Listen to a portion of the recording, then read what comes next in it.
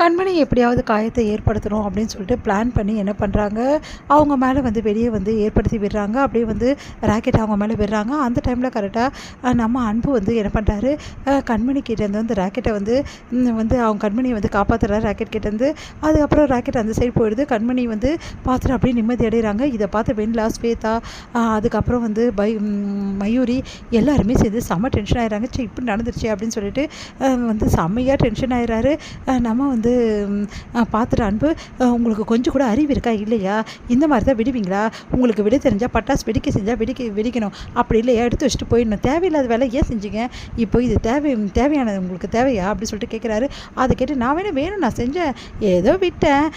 அம்மா இவ்வளோ நேரம் நீங்கள் பட்டாசு வெடிக்க நாங்கள் கூப்பிட்டோம், நீங்கள் வரவே வரலையம்மா, எனக்கு அதெல்லாம் விருப்பம் இல்லை, நீங்கள் போங்கடா அப்படின்னு சொல்லிட்டு திட்டி அமிச்சிட்டிங்களேம்மா, இப்போ மட்டும் எதுக்குமா இது எடுத்து வெடிச்சிங்க அப்படின்னு அதிர்ச்சி. ஐயோ இந்த பசங்க போட்டு கொடுக்குதே அப்படின்னு சொல்லிட்டு ஸ்வேதா டென்ஷன் ஆகிடுறாங்க. உடனே வந்து அப்படியே பார்த்து முறைக்கிறார் அன்பு. ஏதோ ஒரு ஆசையாக இருந்ததுடா அதான் வந்தேன் அப்படின்னு சொல்லிட்டு அப்படியே மழுப்புறாங்க. ஐயோ கரெக்டாக வந்து நம்ம தான் வேணும்னு பண்ண மாதிரி ஆகிடுமே அப்படின்னு சொல்லிட்டு ஸ்வேதா வந்து பார்த்துட்டு வந்து கண்மணியா அதான் எதுவும் ஆவலைல்ல அப்படின்னு சொல்லிட்டு போகிறாங்க. ஆகியிருந்தால் என்ன பண்ணுவீங்க? இங்கே பாருங்கள், நீங்கள் பண்ணுறதெல்லாம் கொஞ்சம் கூட சரியில்லை, தேவையில்லாமல் கண்மணியை நீங்கள் ரொம்ப மோசமாக நடத்துறீங்க, இது நல்லதுக்கு இல்லை சொல்லிட்டு அப்படி சொல்லிட்டு போகிறாங்க. அதை கேட்டு ஸ்வேதா செம்மையாக டென்ஷன் ஆகிறாங்க. ஓவராக தான் கோவப்படுறானே, அப்படி எகிறான். ஐயோ இது எல்லாத்தையுமே வெளில வர பார்க்குறாளே, வெளில என்ன நினைப்பா இதை பற்றி அப்படின்னோடனே அவன் வேணும்னே வந்து பேசுகிறான். முக்கியமாக எதுக்காக தெரியுமா, நீ நிற்கிறல்ல உன்னை வெறுப்பேற்றணும், அதுக்காக தான், எனக்கு புரிஞ்சிச்சு, ஆமாம் அதுக்காக தான் அப்படி சொல்லிட்டு அவங்களும் சொல்லிட்டு இருக்காங்க.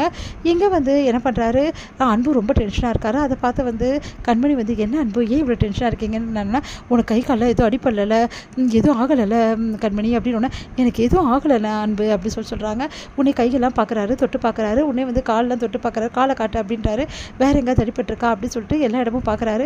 எங்கேயும் அடிப்படல, சொன்ன கையில் தீக்காய் எதாவது பட்டுச்சுன்னா சொல்லு இப்போவே, ஏன்னா உடனே அதை பார்க்கணும் கண்மணி அப்படின்னோடனே அதெல்லாம் ஒன்றும் ஆகலை அன்பு, எனக்கு நீங்கள் கவலைப்படாமல் இருங்க, எந்த பிரச்சனையும் எனக்கு இல்லை அப்படின்றாங்க.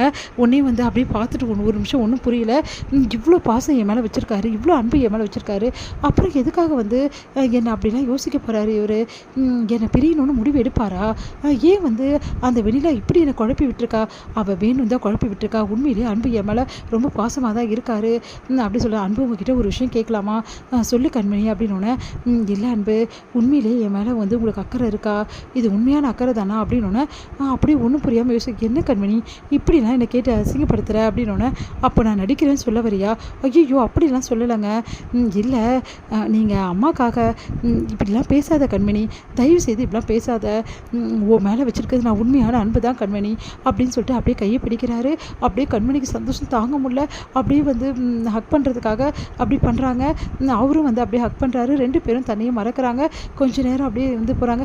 ரொம்ப தேங்க்ஸ் அன்பு, நான் ரொம்ப பயந்து போயிருந்தேன், என் மனசு தெளிவில்லாமல் இருந்தது, ஆனால் இப்போ தான் கொஞ்சம் தெரிஞ்சிருக்கு அப்படின்னு. நீ என்ன சொல்கிற அப்படின்றாங்க. இல்லை நான் அந்த வெண்ணிலா சொன்னது எல்லாத்தையும் சொல்லிடலாமா? வேணாம் எல்லாத்தையும் சொன்னால் அன்பு கோவப்படுவார், அதனால் இப்போ சொல்ல வேணாம், ஆனால் ஒரு தெளிவு இப்போ நம்மளுக்கு கிடச்சிருக்கு, அன்பு என்கிட்ட காட்டுறது வந்து கண்டிப்பாக நடிப்பு இல்லை, அது உண்மையான பாசம் அன்பு, அந்த விஷயத்தை வந்து வெண்ணிலாக்கு நம்ம தான் புரிய வைக்கணும் அப்படின்னு சொல்லிட்டு முடிவெடுக்கிறாங்க. கண்மணி என்ன கண்மணி சைலண்ட் ஆகிட்டா அப்படின்னா, ஒன்றும் இல்லைங்க, என்ன இங்கே பாரு கண்மணி, நீ என்ன வேணாலும் சந்தேகப்படு, ஆனால் உன் மேலே நான் வச்சு இந்த பாசத்தையும் அன்பையும் மட்டும் சந்தேகப்படாத கண்மணி, அதை என்னால் தாங்கிக்கவே முடியாது அப்படின்னு சொல்லிட்டு அன்பு வந்து நெகிழ்ச்சி அடைகிறாரு. சாரிங்க நான் வேணும்னு கேட்கல, ஏதோ தோணுச்சு அதான் கேட்டேன், தப்பாக நினச்சிக்காதீங்க அப்படின்றாங்க. சரி கண்மணி அப்படின்னு சொல்கிறாரு. இங்கே வந்து வெண்ணிலா செம்ம டென்ஷனாக இருக்காங்க. அவங்க ரெண்டு பேரும் வந்து ரொம்ப ரொமான்டிக்காக இருக்க விஷயங்கள் எல்லாமே நினச்சி பார்க்குறாங்க. அதே மாதிரி கண்மணிக்கு அடிபட்டோட அன்பு துடிச்சு போனதையும் நினச்சி பார்க்குறாங்க. என்ன நடக்குதுங்க, உண்மையிலேயே வந்து கண்மணியை அன்பு விரும்புகிறாரு? அச்சா அப்படிலாம் இருக்க சான்ஸ் இல்லையே, அப்புறம் ஏன் வந்து அடிபட்டோன்னு அப்படி துடிச்சு போனார் அவர் கண்ணில் வந்து உண்மை தெரிஞ்சுதே, அவர் கண்ணில் கண்மணி மேலே அவ்வளோ அன்பு தெரிஞ்சுதே, அதெல்லாம் பொய்யா உண்மையா ஒன்றுமே புரியலையே அப்படின்னு சொல்லிட்டு யோசிச்சுட்டு இருக்காங்க. அப்போ கண்மணி ரொம்ப சந்தோஷமாக வராங்க. அதை பார்த்து வந்து கேட்குறாங்க, என்னாச்சு கண்மணி இவ்வளோ சந்தோஷமாக இருக்க அப்படின்னு சொல்லிட்டு. அதுவா, இங்கே பாருடி, இதுக்கப்புறம் நீ சொல்கிறது எதையுமே நான் கேட்க மாட்டேன், ஏன்னா அன்பு என்னை உண்மையிலே காதலிக்கிறார், நீ என்னடி சொல்கிற அப்படின்னு அதிர்ச்சி